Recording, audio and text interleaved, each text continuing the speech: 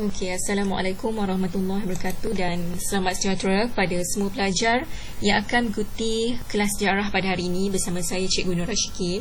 Okey, pada hari ini kita akan terus masuk kepada bab 5 iaitu mengenai tamadun awal dunia. Iaitu mengenai tamadun awal dunia. Okey, di mana dalam bab 4 kita telah belajar apa maksud tamadun. Okey, tamadun ialah pencapaian tertinggi manusia dalam pelbagai bidang ataupun pencapaian tertinggi masyarakat dalam pelbagai bidang.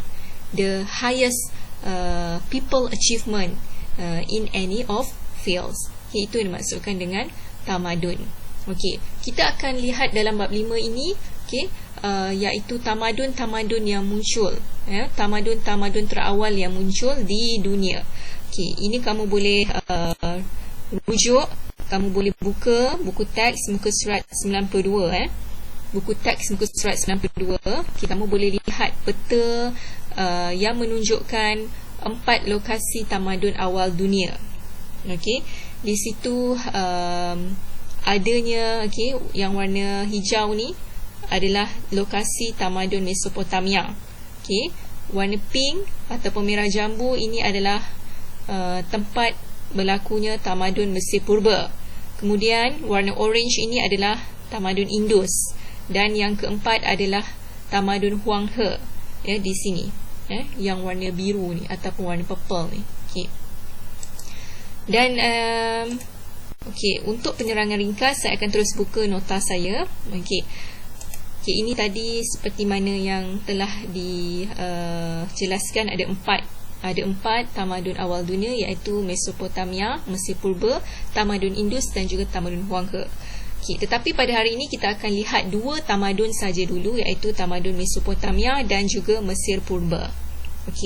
Kita akan lihat tamadun Mesopotamia terlebih dahulu. Tamadun Mesopotamia ini terletak di antara 2 sungai.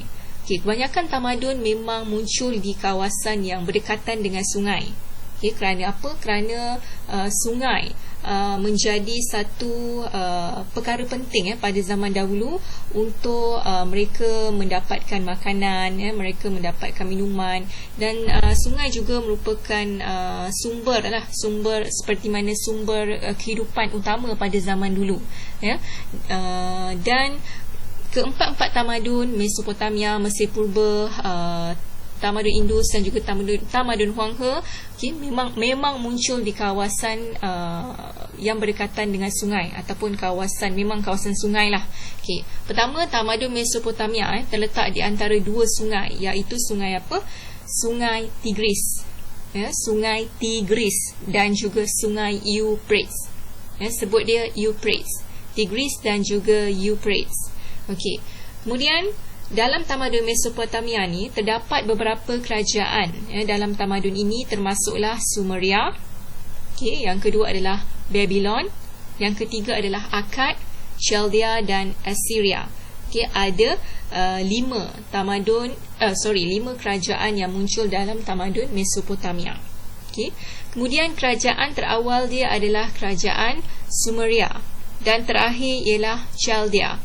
Kerajaan yang paling awal adalah Sumeria dan yang terakhir adalah Chaldea. Terdapat kawasan yang dipanggil sebagai bulan sabit subuh. Bulan sabit subuh yang berkembang menjadi sebuah bandar yang besar dalam tamadun Mesopotamia ni. Kemudian negara kota Ur pula berperanan sebagai pusat perdagangan dan juga pelabuhan. Pada hari ini Mesopotamia melibatkan Iraq, Syria, Turki dan juga Iran. Ini kamu semua boleh rujuk, boleh lihat di buku teks kamu. Buku teks kamu di muka surat bab 5 di muka surat 93, 94 dan juga 95. 96. Daripada muka surat 93 sehingga 96. Jadi saya hanya ambil isi-isi yang penting saja, poin-poin yang penting saja. Ini adalah poin-poin yang penting daripada muka surat 93 hingga 96. Kita akan lihat bagaimana rupa sungai di dalam tamadun Mesopotamia. Ini adalah sungai Euphrates. Ini adalah sungai Euphrates. Sungai Euphrates ni dia bersebelahan dengan sungai Tigris. Okey. Kamu boleh kamu boleh carilah di Google sungai Tigris, sungai Euphrates, nanti kamu nampaklah banyak sangat gambar. Jadi ini adalah salah satu gambar yang saya ambil di internet ataupun di Google. Okey. Kemudian kita lihat dalam tamadun Mesopotamia terdapat negara kota yang kita panggil sebagai negara kota Ur. Negara kota Ur ni dia berperanan sebagai pusat perdagangan dan juga pelabuhan. Ini adalah contoh negara kota Ur. Di kawasan ini sebenarnya sangat besar, dia mempunyai 2 pelabuhan. Maksudnya dalam negara kota Ur ni dia ada bukan saja penempatan, bukan saja ada bangunan-bangunan kerajaan, tetapi ada juga pelabuhan untuk pedagang-pedagang yang datang ke negara inilah. Di dalam negara kota Ur ni, kalau kamu dapat lihat yang saya arrowkan di sini, ini adalah bangunan yang kita panggil sebagai zigurat.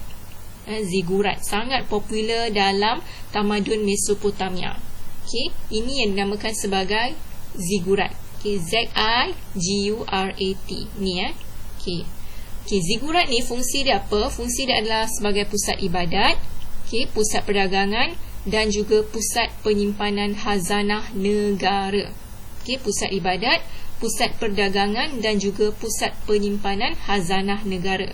Ini adalah fungsi zigurat yang sangat popular dalam kawasan negara kota Ur ini. Kemudian kita pergi pula kepada apa lagi? Kita pergi pula kepada selain daripada negara Ur yang cukup terkenal dalam tamadun Mesopotamia, dalam tamadun Mesopotamia ni dia ada satu kawasan yang kita panggil sebagai bulan sabit subuh.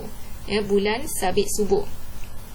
Di mana kawasan ini terletak di mana? Terletak di kawasan kota juga, di kawasan berhampiran kota. Di mana kita panggil kota ataupun kawasan kawasan bandar yang dikenali sebagai oasis. Kawasan ini merupakan kawasan tanah yang subur lah. Kawasan ini semua dipanggil sebagai kawasan tanah yang subur. Bermaksud dia berhampiran dengan kota. Di sebelah kota ni merupakan kawasan tanah yang subur. Dia dikenali juga sebagai bulan sabit subur, di mana di kawasan ini sangat subur dengan aktiviti-aktiviti pertanian. Maksudnya petani-petani menanam, membuat aktiviti ataupun bercucuk tanam dan sebagainya, aktiviti pertanian. Kawasan ini menjadi kawasan pertanian yang sangat subur. Dan kawasan ini merupakan kawasan yang sangat besar lah. Dan bersebelahan ni adalah negara kota dia. Seterusnya kita akan pergi pula kepada tamadun Mesir Purba. Tamadun Mesir Purba. Tamadun Mesir Purba juga dia terletak di lembah sungai, iaitu Sungai Nil. Tamadun Mesopotamia tadi dia terletak di antara 2 sungai, iaitu Tigris dan Euphrates, manakala tamadun Mesir Purba terletak di lembah Sungai Nil. Piramid dan Firaun merupakan tinggalan terkenal tamadun ini. Piramid dan Firaun sangat terkenal dalam tamadun Mesir Purba. Menurut Herodotus, Mesir dikatakan hadiah Sungai Nil kerana Sungai Nil membanjiri kawasan sekitarnya dengan membawa lumpur berwarna hitam yang subur untuk pertanian.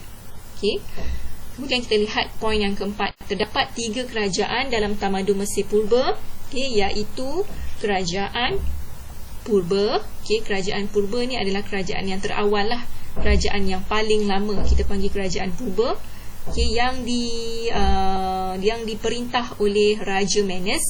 Kemudian yang kedua adalah kerajaan pertengahan, yang lokasinya adalah di ibu kota Thebes, Dan kemudian yang ketiga adalah kerajaan yang terakhirlah, iaitu kerajaan baru. Okey, pemerintah yang terkenal pada waktu itu adalah Raja Ramses. Okey, ini kamu boleh buka muka surat 98, okey, 99. Okey, 98 dan 99. Okey, dalam muka surat 98 dan 99, okey, ini adalah 4 isi penting lah, yang paling penting. Okey, di dalam muka surat 98 dan juga 99 buku teks. Okay, ini adalah gambaran, ini adalah gambar sebenar, bukan gambaran. Ini adalah gambar sebenar yang saya ambil daripada internet, merupakan kawasan Sungai Nil. Okay, kawasan Sungai Nil. Okay. Okay, ini adalah gambar, okay, ataupun patung yang dibuat menyerupai Firaun. Firaun ni merupakan raja lah, raja-raja di yang terkenal, okay, semasa zaman pemerintahan dalam tamadun Mesir Purba. Okay, di antaranya Ramses, Menes dan sebagainya yang saya sebutkan tadi.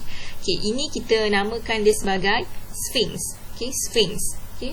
Firaun ni sebenarnya banyak Firaun, raja ni banyak raja. Tetapi okay, yang dia buat macam ni patung ni, okay, dinamakan sebagai Sphinx. Okay, kemudian yang kedua yang terkenal adalah piramid. Okay, benda ini, okay, perkara ini, dua benda ini sangat popular, sangat terkenal dalam tamadun Mesir Purba. Okay. Jadi untuk hari ini, pembelajaran hari ini itu sajalah, iaitu mengenai tamadun Mesopotamia dan juga tamadun Mesir Purba. Okay. Saya harap nanti kamu dapat buat latihan yang saya sediakan lah nanti di Google Form.